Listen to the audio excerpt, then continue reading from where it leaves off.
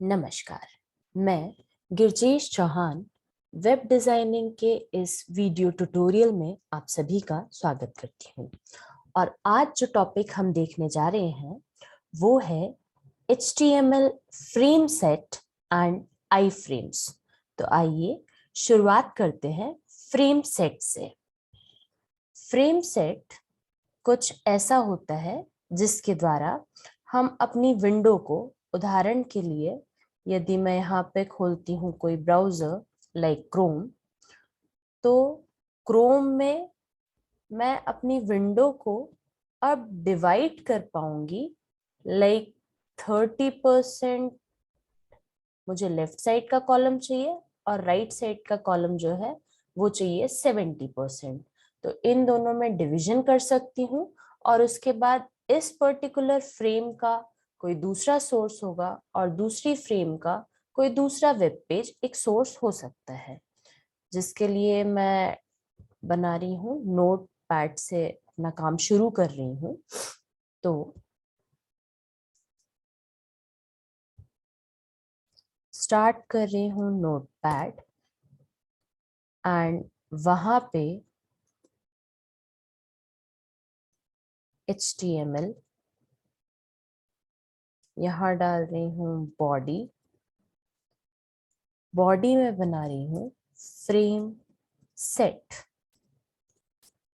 Frame set के अंदर मुझे ये समझाना पड़ेगा कि मैं अपने फ्रेम सेट को रोज में डिवाइडेड देखना चाहती हूँ या कॉलम्स में।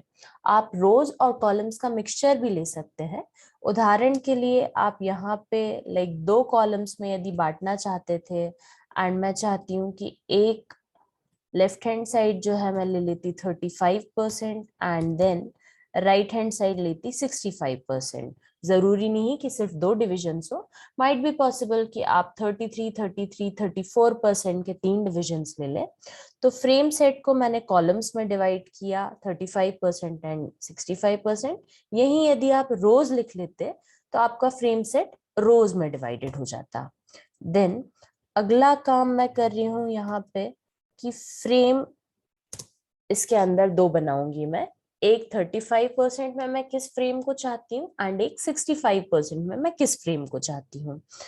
तो यहाँ पे मान लीजिए मैं कुछ एक ऐसा लेआउट चाहती हूँ कि लेफ्ट हैंड साइड में कुछ लिंक्स होते एंड उन लिंक्स को जब हम क्लिक करते तो राइट हैंड साइड में उन लिंक्स से रिलेटेड वेब पेजेस खुलते जाते। तो यहाँ पे मैं एक डॉक्यूमेंट बना रही हूँ, मान लीजिए links.html।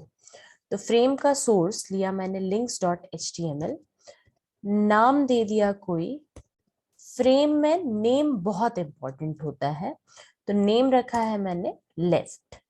देन एक और फ्रेम बनाई एंड सोर्स इक्वल्स टू, जरूरी नहीं कि इसका सोर्स हो, बिकॉज हम चाहते हैं कि लेफ्ट हैंड साइड में जब भी जो लिंक क्लिक हो उसके बेसिस पे वेब पेज खुले। तो आप इसका सोर्स ना भी देते तो भी चल जाता, पर चलिए मैं इसका सोर्स के लिए एक फाइल बना दूंगी एंड नाम रख रही हूँ write.html।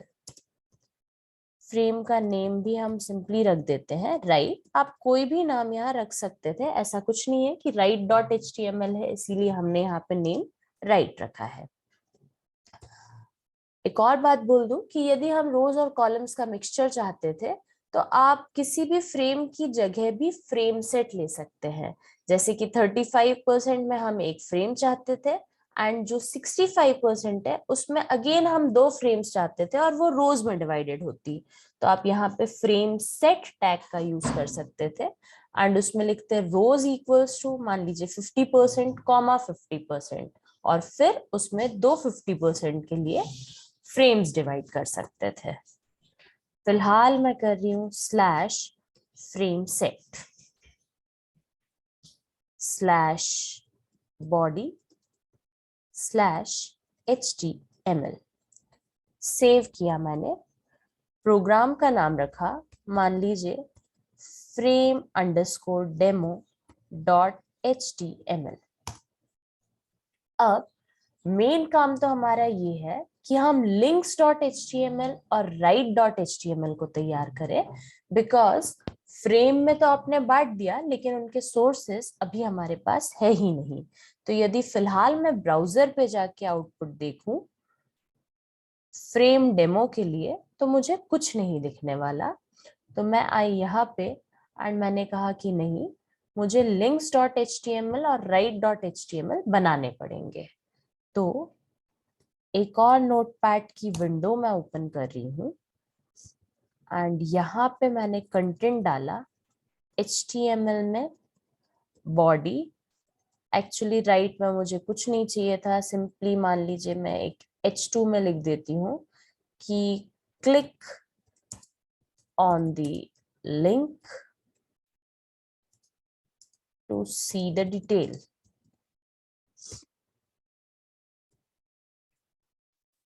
/H2 /body and /HTML। Program को सेव किया, नाम रखा write.html। इसके बाद links.html भी मुझे बनानी पड़ेगी। तो एक और नोटपैड की विंडो मैं ओपन कर रही हूँ एंड यहाँ लिख रही हूँ HTML में बॉडी एंड देन कुछ पर्टिकुलर लिंक्स जिनके क्लिक पे मैं चाहती थी कि मेरा फ्रेम सेट मुझे वर्किंग दिखे। तो मैंने फाइल बनाई या अनऑर्डर्ड लिस्ट बना दी एक, जिसमें मैं कुछ लिस्ट आइटम्स दे रही हूँ एंड फिलहाल तो मैं बस टेस्टिंग कर रही हूँ। तो मैंने किया /li/ul/body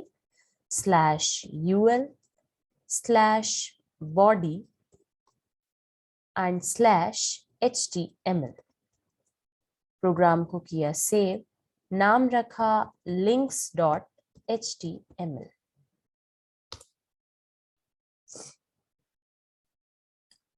यहाँ आके एक बार फिर से रीलोड किया।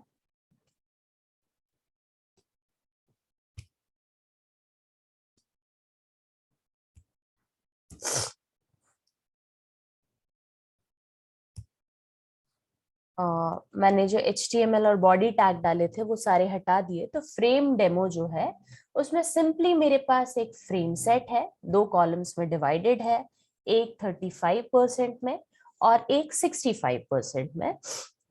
राइट हैंड साइड में मैंने लिखा है click on the link to see the detail. तो एक्चुअली ये एक वेब पेज है, आप कोई भी ऐसा वेब पेज ले सकते थे। अब मैं चाहती हूँ कि एक्चुअली मैं एक्शन देखूं कि फ्रेम सेट से क्या हो सकता है। तो लेफ्ट हैंड साइड के लिए जो links.html मैंने तैयार करी है, वहां पे बना रही हूं मैं कुछ anchors like ahref equals to मेरी ही जो फाइल्स मैंने बनाई है, लाइक table.html मैं ऑलरेडी बना चुकी हूँ, वो बना दी मैंने। बस उसमें एक और काम किया, दैट इस एंकर के लिए मैं जो टारगेट दे रही हूँ वो दे रही हूँ राइट को। Target is what? Target is the frame in which it is going to be seen. तो मैं चाहती हूँ कि table.html कहाँ खुले? राइट हैंड साइड की फ्रेम में। तो यदि आप इस फाइल को अलग से चलाते हैं तो table.html वैसे ही खुलेगा जैसे एक सिंपल ए में खुलता है। लेकिन यदि किसी फ्रेम सेट का पार्ट ये बनेगा तो राइट नाम की फ्रेम को ये अपना टारगेट बनाएगा। फिलहाल मैंने यहाँ लिख दिया टेबल प्रोग्राम एंड किया /a। ऐसे ही कुछ और li मुझे चाहिए थे, तो मैंने इतना कंटेंट किया कॉपी एंड 2-3 लिंक्स बनाने के लिए कर रही हूँ पेस्ट। मान लीजिए लिस्ट का प्रोग्राम मैं चाहती थी, तो यहाँ पे हमने पक्की बात है lists.html या list.html बनाया ही होगा। चाहिए तो मैं यहाँ से Ctrl+O करके एक बार देख लेती हूँ। हमारे पास एंकर है, हेडिंग्स है, लिंक्स है, लिस्ट्स है। ठीक है, तो इतना हमारे लिए बहुत है। lists.html ये फाइल है एंकर डॉट HTML। तो मान लीजिए यहाँ मैं हेडिंग डाल देती हूँ एंकर प्रोग्राम। ऑर्डर्ड लिस्ट्स नामक हमने एक प्रोग्राम बनाया था, तो वो ले लेती हूँ, ordered lists dot HTML and यहाँ दे दिया OL प्रोग्राम। फाइल को सेव किया, अपने फ्रेम सेट पे आई और इसको किया रीलोड। तो मेरे पास table program, list program, anchor program, OL program ऐसे कुछ लिंक्स बने हुए हैं। इनको जब मैं क्लिक करती हूँ तो इससे रिलेटेड जो प्रोग्राम है वो मैंने Ahref में दिया है, तो वो खुलेगा। एंड क्योंकि उसका टारगेट है राइट, तो वो राइट फ्रेम में खुलेगा। तो ये है फ्रेम सेट, जिसके लिए आपको याद रखना है कि फ्रेम सेट को आप कॉल्स या रोज में डिवाइड कर सकते हैं। जितने कॉल्स या रोज आपने डिवाइड किए हैं उतनी ही फ्रेम्स आप बना सकते हैं। इसके अंदर आप चाहते तो एक और फ्रेम सेट बना सकते थे, एंड अगेन वो फ्रेम सेट जितने कॉल्स या रोज में डिवाइडेड होगा उतनी फ्रेम आप फिर बना के उस फ्रेम सेट को क्लोज कर सकते थे। तो ये है फ्रेम सेट। लेकिन ये जो टैग है ये डेप्रिकेट हो चुका है।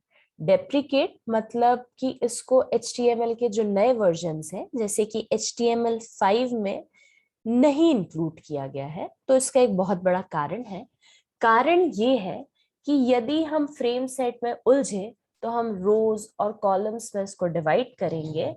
एंड सोचिए कि अगर आपके पास छोटे छोटे मोबाइल्स होते हैं, जहां पे आजकल जमाना है कि हम रिस्पॉन्सिव वेबसाइट्स देखें, तो उनको यदि हम फ्रेम्स में बांट दे कि नहीं they should be divided in 2 columns, then वो जो सेकेंड कॉलम है वो भी 3 रोज में डिवाइडेड होता, तो आपको बहुत छोटी छोटी विंडोज दिखेंगी। And her particular web page, her particular frame में एक नया वेब पेज खुलेगा। तो आपका जो विजन होगा वो बहुत ही छोटा होने वाला है, व्यू, एंड उसके कारण क्लैरिटी नहीं रहेगी। तो फ्रेम सेट को डेप्रिकेट कर दिया गया है और इसके सब्स्टिट्यूट को लिया गया है which is known as iframes. तो आइए शुरुआत करते हैं अब आई फ्रेम्स की। आई फ्रेम मतलब कि इनलाइन फ्रेम्स होता है, और इनलाइन फ्रेम्स को हम बहुत जगह देखते हैं। फॉर एग्जांपल फेसबुक में ही जब आप लोग ऊपर नीचे स्क्रॉल करते हैं तो आपको कई यूट्यूब की विंडोज दिखती हैं, जिसपे आप जैसे ही जाते हैं तो वो प्ले हो जाती है। तो that is only I frame. तो आई फ्रेम के सोर्स में कोई ना कोई यूट्यूब का वीडियो रहता है एंड वो आप देख सकते हो। उसी प्रकार आप अपने वेब पेज को भी आई फ्रेम के सोर्स में डाल सकते हो। तो आइए शुरुआत करते हैं। मैं ओपन कर रही हूँ नोटपैड। फॉन्ट थोड़ा और बड़ा ले लेती हूँ।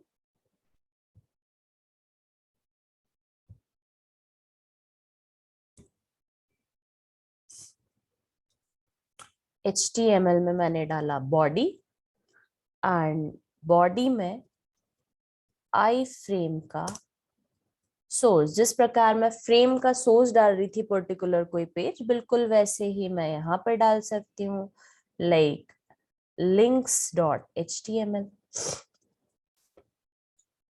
तो ये वेब पेज अब आई फ्रेम में खुलने वाला है। पर्टिकुलरली इसका कोई टाइटल देना हम चाहें तो वो भी दे सकते हैं, ताकि आप जब उस पे माउस ओवर करें तो आपको उसका डिस्क्रिप्शन दिखाई दे। एंड फाइनली मैंने किया /आई फ्रेम, बॉडी क्लोज की एंड HTML क्लोज किया। प्रोग्राम का नाम रखा मान लीजिए iframe_demo.html। सेव किया, यहाँ आई ब्राउजर पे एंड कंट्रोल O किया आई फ्रेम डेमो को।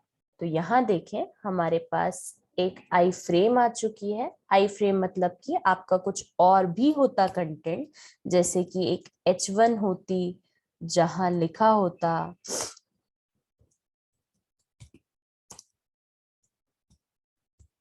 कोई ऐसी हेडिंग, तो वो तो होती ही होती, साथ में आई फ्रेम के अंदर वो पेज होता जो भी आपने इसका सोर्स दिया है। उदाहरण के लिए अगर लिंक्स की जगह ये पेज होता lists.html, तो यहीं पे आपको list.html इस आई फ्रेम में दिख रहा होता। अब क्योंकि इस बार जो मेरा वेब पेज आया है वो काफी बड़ा है, तो आप चाहते तो इस आई फ्रेम की हाइट एंड विड्थ प्रॉपर्टी भी दे सकते थे। उदाहरण के लिए मैं दे रही हूँ हाइट इक्वल्स टू 500, तो मेरे पास एक अच्छी खासी हाइट आ चुकी है। आप चाहते तो यहीं दे देते width equals to for example 700। Save किया, यहाँ आई किया रीलोड, तो इस बार मेरा कंटेंट पूरा क्योंकि इस आई फ्रेम में आ चुका है तो मुझे स्क्रॉल करने की आवश्यकता नहीं पड़ी। तो आई फ्रेम का आप हाइट विड्थ ऐसे दे सकते हैं, और you may have used style equals to width colon and height colon. तो मैं दे रही हूं height colon 500 px semicolon, then width colon 700 px। तो मैंने दिया ये, सेम आउटपुट अभी भी सेम रहने वाला है, बस इस बार हमने उसी चीज को CSS से इंक्लूड करवाया। आप यहाँ दे सकते थे बॉर्डर कोलन नन, ताकि आपकी आई फ्रेम की बॉर्डर ना आए, जैसे कि ये। तो इस बार जो वेब पेज आया उसमें आपको बॉर्डर भी नहीं दिखी, एंड जो वेब पेज आप चाहते थे वो आपने बीच में डाल दिया। अगेन जैसे हमने फ्रेम सेट्स में पढ़ा कि आपके पास किसी एंकर का टारगेट कोई फ्रेम हो सकती है, बिल्कुल वैसे ही आप यूज कर सकते हैं आई फ्रेम को एज टारगेट फॉर समथिंग।